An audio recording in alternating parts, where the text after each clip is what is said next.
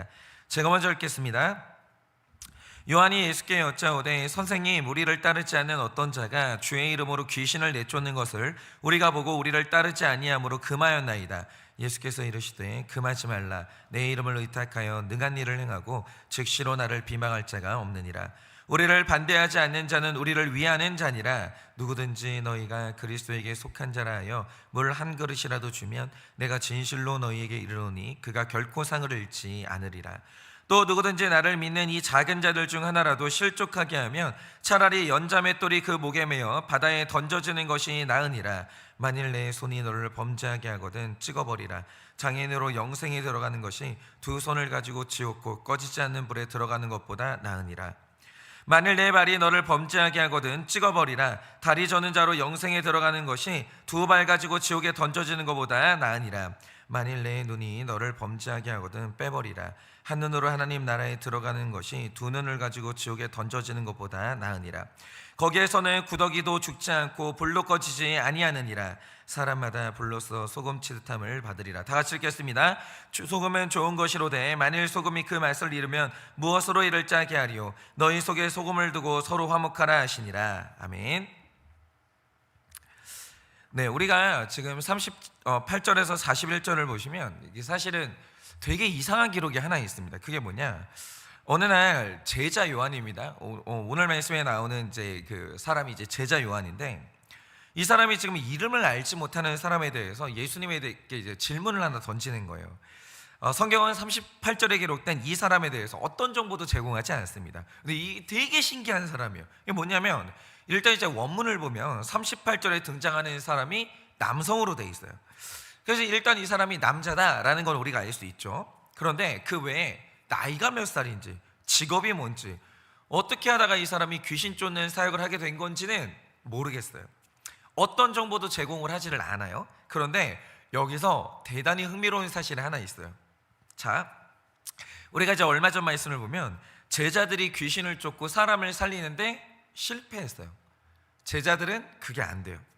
근데 이 사람이 예수님 따라다니는 12명의 제자가 아닌데 예수님의 이름으로 귀신 쫓고 있는 거예요. 그러면 이 말 뜻이 뭐겠습니까? 이 이름을 알 수 없는 이 사람 안에 예수님에 대한 확실한 믿음이 있었고, 죽어가는 사람에 대한 사랑도 있었고, 그들을 살리기 위해서 희생하는 열심도 있었다라는 거예요. 이게 너무 신기하잖아요. 예수님 제자들이 귀신을 못 쫓아요. 예수님 말씀하시는 게 뭐냐? 너희 안에 믿음이 없다라는 거예요. 그런데 이 사람이 예수의 이름으로 귀신을 쫓아요. 이유가 뭐냐? 예수님에 대한 믿음이 있는 거예요. 근데 이름도 안 알려주고 누군지도 몰라요. 갑자기 이런 사람이 등장을 하는 거예요. 그리고 39절을 보면 예수님이 인증해 주시는 바, 그게 예수 안에서 이루어지는 올바른 사역이 맞아요. 신기해요. 그러니까 이 종합해 보면 38절에서 요한과 만났던 이 사람은요, 좋은 믿음 안에서 열심히 사역을 하고 있었던 미스테리한 사람이 맞아요. 그러니까 저는 그냥 추정하기로 알 수는 없지만 하나 추정하자면 예수님께 병고침을 받았던 사람 중에 하나가 아닐까. 왜냐면 그 사람들이 예수님을 믿었거든요. 누군지는 모르겠어요. 그런데 오늘 이 사람에 대해서 요한이 하는 말이 뭡니까? 귀신을 쫓으면서 열심히 사역을 하고 있었어요. 이 사람에게 말하는 거예요. 우리를 따르라.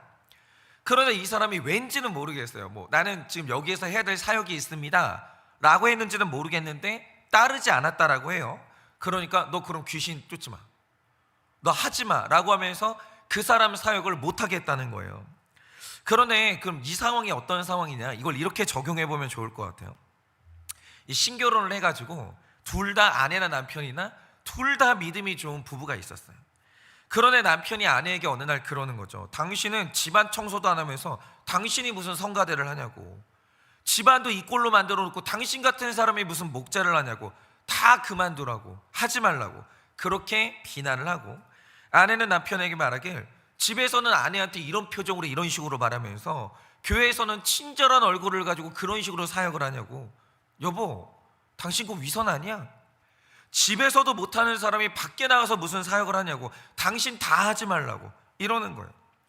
그러니까 이런 말투 있죠. 이걸 못하니까 넌 이것도 하지 마.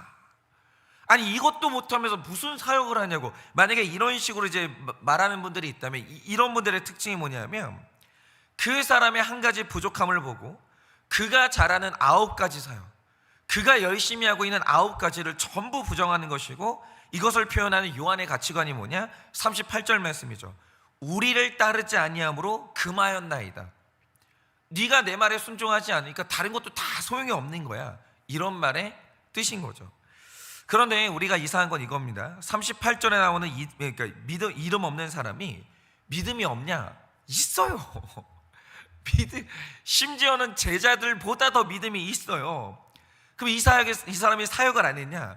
사역을 열심히 했어요. 그리고 예수님도 이 사람의 사역을 인정할 만큼 건전하게 했어요.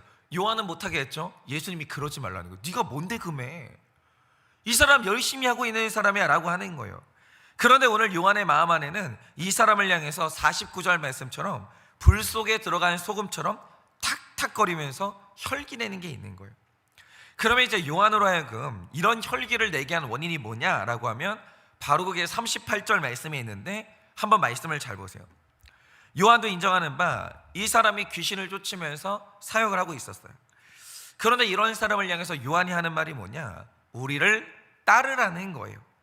그런데 여기에서 우리를 따르라 라고 할 때 이 따르라라는 말의 뜻이 뭐냐면 거기에서 그치지 말고 내가 말하는 더 높은 기준을 따라와 라고 하는 거예요. 그러니까 이런 게 이제 어떤 언어냐면 이런 거예요. 어떤 애가 시험을 봤는데 99점을 맞았어요. 그러면 요한 같은 사람들은 너는 이렇게 10개 중에 9개나 맞았어 이렇게 얘기를 해요. 하나 더 맞아야지. 이게 뭐야, 채워야지 이러면서 하나 못한 걸 얘기해요. 9개 맞은 걸 얘기하는 게 아니라 하나 남겨놓은 걸 얘기한다고요. 이게 요한이 말하는 거예요. 거기서 그치면 안 되지. 더 높은 데로 와야지. 그런데 보세요. 지금 38절에 나오는 사람은 예수님이 인정한 만큼 이미 잘 살고 있는 사람이에요. 충분해요. 그런데 지금 요한은 잘 살고 있는 사람에게 더 높은 기준을 제시하면서 너 아직 안 한 게 있잖아. 그러면서 우리를 따라 라고 하는 거예요. 그런데 만약에 네가 이걸 하지 않는다, 나머지 다 의미가 없다. 귀신 쫓았죠, 믿음이 있었죠, 열심히 살았죠. 네가 내가 말하는 이 하나를 얘기하지 않으면 너 지금까지 했던 건 다 의미 없다라는 거예요. 그런데 여기에서 충분히 잘 살고 있는 사람에게 요구하고 있는 더 높은 기준이 뭐냐? 우리는 이것을 완벽주의라고 말하는 거예요. 저는 완벽주의는 가치관이 아니라고 생각해요. 완벽주의는 죄예요. 왜입니까? 가장 처음으로 여러분이 완벽주의에 대해서 아셔야 되는 게 있는데, 사탄이 완벽주의자예요. 그러니까 욥기를 보면 사탄의 논리가 있어요. 그게 뭐냐면 지금 욥이 그전까지 신앙생활을 열심히 했어요. 자기 수준 안에서 열심히 했어요. 그런데 어느 날 그 사탄이 하나님께 와서 말하는 게 뭐냐? 당장에 욥에게 시험을 주면 욥의 입에서 불평이 나올 것이고 그 믿음은 분명히 흔들릴 겁니다. 그러면 그 믿음은 가짜 아닙니까? 라고 하는 거예요. 여러분 이런 얘기 혹시 들어보셨어요? 지금이야 뭐 평화로울 때, 풍요로울 때는 다 하나님 사랑합니다 라고 했는데, 만약에 이 사람이 고난이 오면 사랑한다고 말할까요? 안 할걸요? 그럼 가짜잖아요. 이 결론이 있잖아요. 그럼 가짜잖아요. 그런데 여러분 하나 여쭤볼게요. 우리 중에 고난 오면 불평 안 할 사람이 있습니까? 그런 사람이 존재합니까? 아니 우리 중에 내가 질병에 걸렸는데 이 질병 1년, 2년을 가요. 그러면 믿음이 안 흔들릴 사람이 있어요? 그런 사람은 없다라는 거예요. 고난 오면 다 믿음 흔들리고요, 고난 길어지면 믿음 없어져요. 누구나 그렇다라는 거죠. 그런데 사탄의 논리가 뭐냐, 잘못된 논리가 뭐냐면 고난이 왔다고 불평하면 그동안 이전에 해왔던 신앙생활, 신앙 고백은 다 가짜라는 거예요. 이런 게 완벽주의인 거예요. 그게 왜 가짜예요? 그게 왜 가짜예요? 아니 네가 고난의 때의 믿음을 증명하지 않으면 평안할 때 네가 했던 신앙 고백은 아무것도 아니라는 거예요. 누가 그래요? 아니 평안할 때 신앙 고백하는 게 뭐 쉬운 줄 아세요? 그런지 않아요. 근데 이게 안 되니까 이건 아무것도 아니었다, 이런 식으로 말하는 게 뭐냐면 이런 게 다 완벽주의예요. 완벽주의. 당신이 가정에서 잘하지 않으면 밖에서 잘하는 건 아무것도 아니에요. 그러니까 이런 식의 이분법 있잖아요. 이게 아니면 이건 아무것도 아니다. 이런 게 다 완벽주의자라는 거죠. 그래서 사탄이 우리를 공격할 때 가장 많이 하는 공격이 있어요. 그게 뭐냐면, 자, 한 5년 정도 신앙생활 열심히 했어요. 그러다 치명적인 죄에 넘어져요. 사탄이 와서 하는 말이 뭐냐, 거봐, 너 그동안 신앙생활 했던 거 아무것도 아니, 너는 가짜야, 이러는 거예요. 그거는 참소입니다. 그거 거짓말이에요. 그러니까 이게 누군가 이제 한번 음란에 넘어졌다고 하죠. 그러면 사탄이 득달같이 와서 그러는 거야. 거봐, 이게 네 모습이야. 그전에 신앙생활하고 뭐 그전에 네가 봉사하고 뭐 목자로 살고 했잖아. 그 거짓말이라고. 이게 너 진짜라고. 10년 동안 네가 교회를 섬겼고 주님을 사랑한다고 했던 다 모습은 다 가짜라고. 너는 위선자라고. 이러면서 단 한 번의 실수, 단 하나의 죄, 그러니까 우리가 열심히 하고 있지만 하나 반복해서 짓고 있는 죄 있잖아요. 그게 네 전체라고 말하는 거예요. 왜냐하면 사탄이 완벽주의자거든. 근데 예수님은 정반대예요. 그게 뭐냐면, 우리 안에 9가지 잘못하는 게 있잖아요. 그런데 하나 잘하는 게 있어요. 예수님이 그걸 크게 보세요. 그러니까 예수님은 은혜의 사람인데, 은혜의 존재인데, 사탄은 완벽주의자예요. 9개를 잘해요. 하나 잘못한 게 있어요. 하나를 전체로 보는 거예요. 잘못한 거 하나를. 그런데 여러분, 하나님은 우리에게 거룩을 요구하시지 완벽을 요구하지 않아요.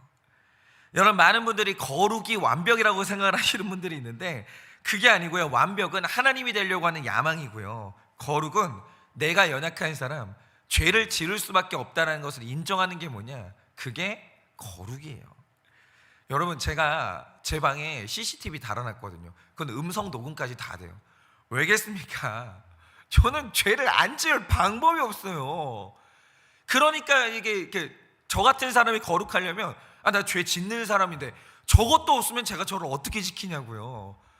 그걸 인정하고 CCTV를 다는 거예요. 여러분, 그냥 이게 거룩인 거예요. 무슨 거룩이 별게 아니에요. 거룩은 죄를 단 하나도 안 짓는 게 아니라 지은 죄를 인정하고 회개하는 거, 너무너무 거룩한 거예요. 그런데 완벽주의자는 뭐냐?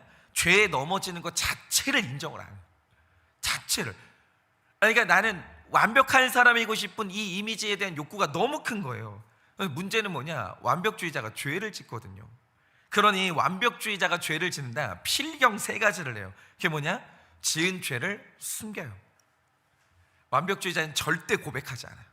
숨겨요. 그게 아니면 남 탓해요. 이 여자가 꽃뱀이라고, 나는 어쩔 수 없이 속았다고, 이런 식으로 얘기하거나, 아니면 마지막 수단이 뭐냐면, 그게 왜 죄예요? 그게 왜 죄예요? 그러면서 죄가 아니라고 합리화를 시도하는 거예요. 하여튼 완벽주의자가 죄를 지으면 셋 중에 하나를 해요. 그리고 이제 완벽주의의 2번째 문제가 뭐냐면, 어떤 사람이 완벽주의를 자신에게만 요구하면 그건 그럴 수 있어요. 나한테만 엄격하다. 근데 잘 들으세요. 저는 남한테는 요구 안 해요. 저한테만 엄격해요. 그런 완벽주의는 없어요. 그러니까 무조건 가족에게 하든지 누구에게 하든지 요구해요. 반드시 요구해요. 그러니까 이 완벽주의자의 특징이 뭐냐면, 누군가에게 굉장히 가혹하다는 거예요. 굉장히. 그러니까 그 집의 아버지가 완벽주의자면 아내와 자녀들에게 완벽함을 요구하고, 교회의 목회자가 완벽주의면 성도들에게 완벽을 요구하고, 이런 식으로 자기는 안 그런다고요. 저 남들에게 아무도 안 그래요. 저는 그냥 저 자신한테만 엄격해요 라고 하는데, 보통 완벽주의자들은요, 사람이 어긋나는 꼴을 못 봐요. 그렇게 될 수가 없는 거예요. 그런데 오늘 말씀에 나타나는 완벽주의자 요한의 문제가 뭐냐, 38절에 나오는 사람은 예수님이 인정하셨어요. 좋은 그리스도인이고 좋은 사역자예요. 그런데 이 완벽주의자를 만나니까 일어난 일이 뭐냐, 그렇게 열심히 헌신을 했는데 여전히 이 사람을 만나면 하는 말이 뭐냐, 넌 부족하대요. 아직 안 됐대요. 그러니까 이 부당한 좌절감에 빠지면서 좋은 삶을 살아놓고도 인정을 못 받아요. 그러면서 나중에는 감정적으로 탈진해서 다 포기하는 거예요. 나는 안 되나 보다. 아무리 해도 나는 안 되나 보다. 그러면서 완벽주의자를 만나는 자녀들, 완벽주의자를 만나는 성도님들은 다 탈진해요. 마음속에 절망감이 있고 열등감이 있어요. 예를 들어서 어떤 성도님이 훌륭한 신앙생활을 하고 있는데, 이분이 하필이면 완벽주의자 목사님을 만난 거예요. 그러니까 이 목사님을 만날 때마다 듣는 말이 뭐냐? 집사님은 아직도 부족해요. 집사님은 여전히 잘못했고 집사님은 뭔가 문제가 있다라고 늘 만날 때마다 안 되는 것만 얘기하는 거예요. 그러니까 이렇게 아무리 최선을 다해도 늘 부족하다라는 말을 하는 거죠. 그러면 이 성도님이 어떻게 되겠어요? 열심히 하는데도 이 목사님 앞에서는 그런 말만 들으니까 늘 좌절감에 시달리다가 결국 탈진해서 잘하던 신앙생활도 못하게 되는 거예요. 그런데 이게 저희 가정에서 제가 오랫동안 겪었던 문제인데 목장에서 제가 배웠어요. 이게 너무 잘못됐다는 거. 이게 뭐냐면 제 아내는 굉장히 잘 살아줘요. 그리고 저도 부족하지만 제 역량 안에서는 하여튼 게으르지는 않고 열심히 살고 있는 것 같아요. 그런데 저희가 한일교회 와가지고 초반에 서로 열심히 각자 열심히 살았어요. 제 아내도 열심히 살았고 가정에서 교회에서도 열심히 사역했고 저도 그냥 나름대로 최선 다하다가 이제 집에서 만나가지고 그 불 가운데 던져진 소금처럼, 여러분 소금을 불에 던지면 어떤 소리 나는 줄 아시죠? 탁탁 소리 나잖아요. 집에 와가지고 서로 그렇게 탁탁 대는 거예요. 왜 그러냐면 서로 완벽을 요구했던 거예요. 그러니까 제가 아내에게 요구했던 게 뭐냐, 제 아내는 목회자 삼으로서 잘 살아요. 그러니까 목회자 아내한테 제일 필요한 게 뭐냐면 말실수 안 하는 거거든요. 그런 거 잘 안 해요. 되게 고맙죠. 또 아이의 엄마로서는 제가 볼 때는 100점이에요. 그런데 문제는 뭐냐면 한 교회의 사모로서 잘 살아요. 제 딸은 제 엄마한테 되게 만족해요. 엄마로서도 잘 살아요. 근데 중요한 게 뭐냐면 나한테도 잘해야지 그러는 거예요. 그런데 보세요, 어떤 사람이 세 가지 역할 중에서 두 가지 역할을 잘해요. 잘하는 거죠. 아니 하나만 해도 대단한 거죠 사실은. 그런데 제가 요구하는 게 뭐냐면 그 하나를 못하면 나머지 두 개 잘하면 뭐하냐라는 거예요. 이것까지 잘해야지. 이게 뭐냐면 이게 완벽주의인 걸 몰랐어요. 제가 제 아내한테 화가 나는 이유가 아내의 부족함이 원인이 아니라 내 완벽주의가 원인이라는 걸 몰랐어요. 그러니까 저는 제 아내한테 당연한 걸 요구하는 게 아니라 완벽을 요구하면서 학대를 하고 있었는데 그걸 제가 몰랐어요.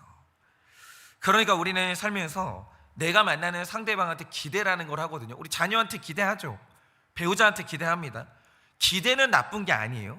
기대 못 받으면 모욕하는 거죠.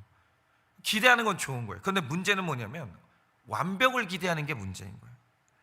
제가 예전에 어떤 드라마 하나를 봤는데 어떤 남자가 한 여자를 엄청 사랑했어요.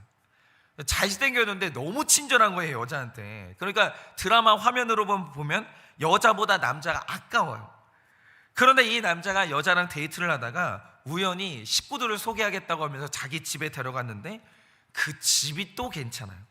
엄청 부잣집은 아닌데 집도 번듯하고 그 가정의 식구들이 화목해요. 그런 집에 시집가면 뭐 그냥 로또 맞은 거죠.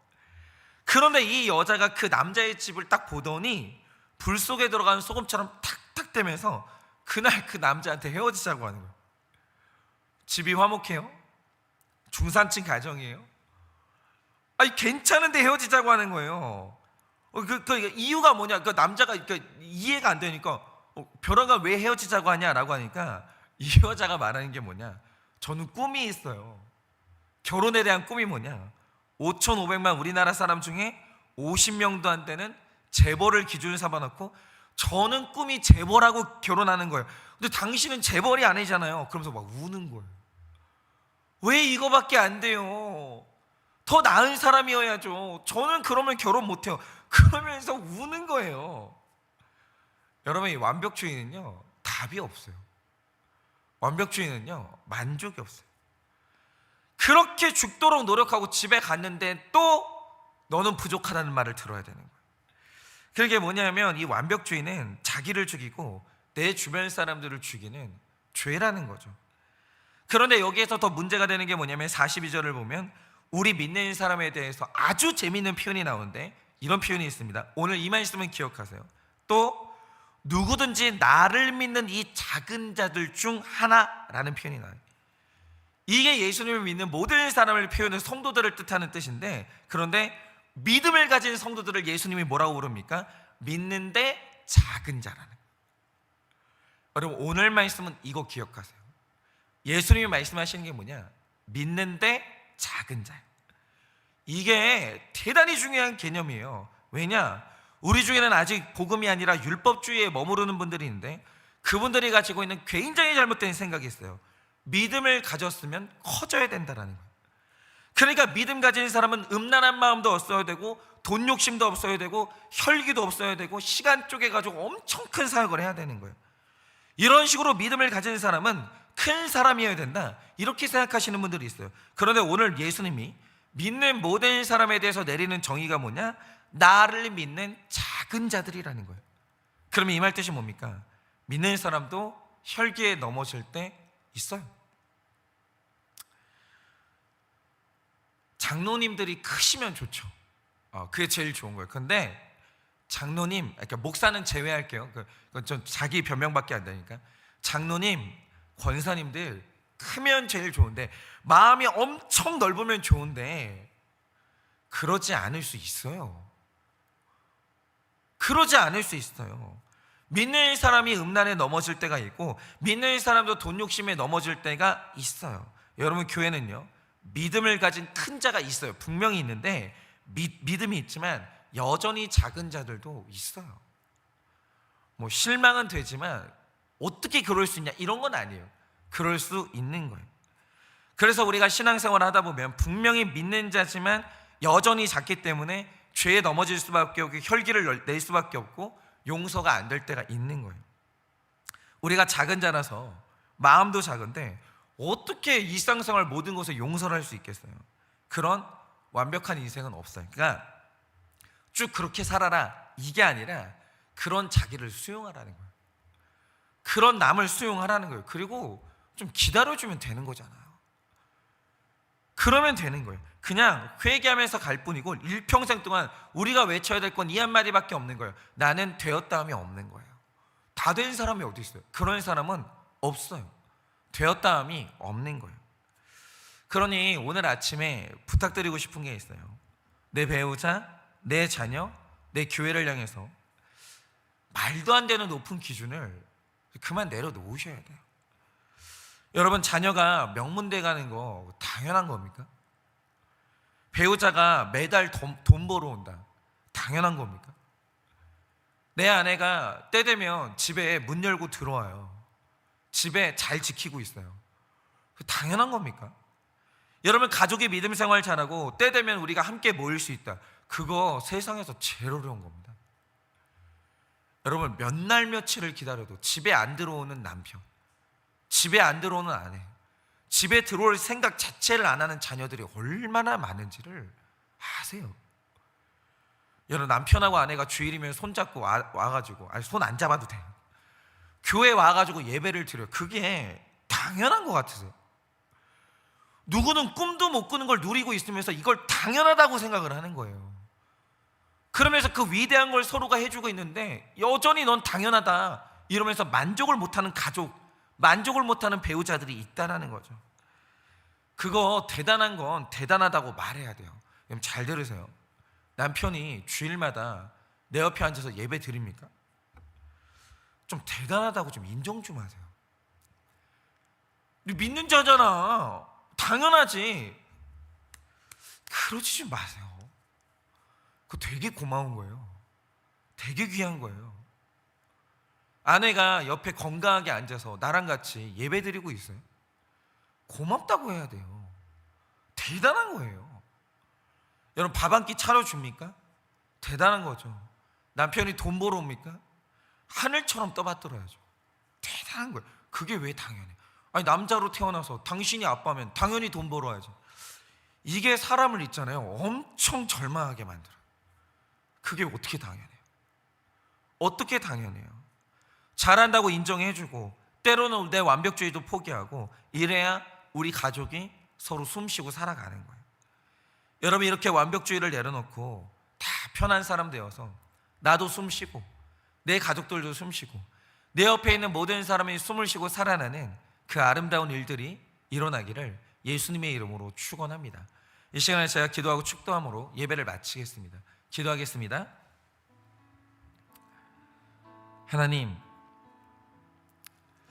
지금 내 남편이, 내 아내가, 내 자녀가, 우리 교회 지체들이 엄청난 일들을 하고 있습니다. 주일이면 모여서 같이 공동체를 이루고, 내 아내는 가정을 열심히 지켜주고 자녀들을 사랑해주고 살림도 잘해주고, 남편은 그렇게 치열한 지옥 같은 세상에 나가서 열심히 일하고 돈을 벌어오는 이 모든 일들, 이 어마어마한 일들, 때가 되면 어디 가지 않고 집에 잘 들어와주고, 우리가 서로 식탁에 앉아서 서로가 제공하는 음식들을 잘 먹어주는 이 엄청난 일들, 이 엄청난 은혜가 우리의 삶 가운데 이루어지고 있고, 서로가 서로를 향해서 최선 다해 열심히 사랑을 베풀어주고 있는데, 우리는 어느 날 못마땅한 얼굴로 당연한 거 아니냐고, 왜 당신은 그거 해놓고 생색을 내냐고, 그러면서 자녀들에게도 당연한 거지, 학생이 공부하는 거 당연한 거 아니냐고, 그러면서 우리는 서로를 끝도 없이 절망을 줍니다. 만족할 줄 모르는 나의 높은 기준을 가지고 상대방의 목을 조릅니다. 그러면서 우리가 누리지 못하고 서로를 불행하게 만들고 숨쉬지 못하게 만드는 그런 악순환의 굴레 가운데 있습니다. 하나님, 완벽주의는 죄입니다. 하나님 안에 완벽주의가 있는 게 아니라 사탄 안에 완벽주의가 있습니다. 주님이 무시무시하고 너무나도 사람을 숨막히게 하는 이 완벽주의에서 우리 모두가 다 빠져나오게 하여 주시옵소서. 내가 상대방에게, 자녀에게, 배우자에게 요구하는 완벽주의는 나도 이뤄낼 수 없는 것입니다. 그런 나 자신을 먼저 보게 하여 주시고, 이런 나와 살아주는 가족들과 배우자에게 고맙다는 표현을 하게 하시고, 하나님 앞에서도 완벽주의가 아닌 거룩을 이루어 나도 숨쉬고 남도 숨쉬게 하는 우리의 인생 될 수 있도록 은혜를 허락하여 주시옵소서. 지금은 우리 주 예수 그리스도의 은혜와 하나님 아버지의 그 크신 사랑과 성령님의 위로하시고 교통하여 주시는 그 역사하심이 오늘 우리의 삶 가운데 모든 완벽주의를 버리고 온전히 은혜를 외치는 거룩함으로 나아가 나도 숨쉬고 남도 숨쉬게 하기를 원하는 사랑하는 모든 주의 종들의 머리 위에 지금으로부터 영원 무궁토록 함께 있을지어다. 아멘.